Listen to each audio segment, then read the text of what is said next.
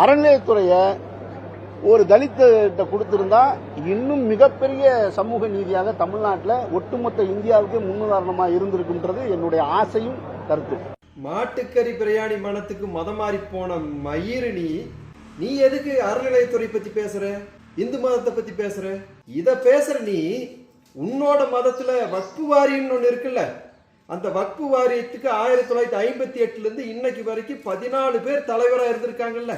இப்ப நவாஸ்கனி இருக்காரு, 1958 அகமது மீரான்னு சொல்லி இருந்தாரு, அது வரைக்கும் 14 பேர் இருந்திருக்காங்கல்ல.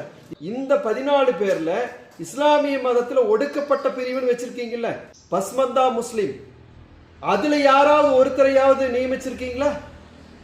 லெப்ப, ராவுத்தர், மரைக்காயர், இந்த பிரிவை தவிர, இந்த ஜாதியை தவிர வேற ஏதாவது ஜாதி அங்க இருக்கா தலைவராக இருந்திருக்கிறாங்களா? அதை பத்தி பேசு. அதை விட்டு போட்டு அறநிலையத்துறை இங்க எதுக்கு வர்ற? அறநிலையத்துறை உனக்கு என்னையா சம்பந்தம்? நீ யாரு? மெத்தாபெட்டமைனுடைய மொத்த வியாபாரி ஜாஃபர் சாதிக்குடைய கூட்டாளி, NCP நார்காட்டிக் கண்ட்ரோல் பியூரோ. இவனை புடிச்சு உள்ள போடுங்க சார் முதல்ல.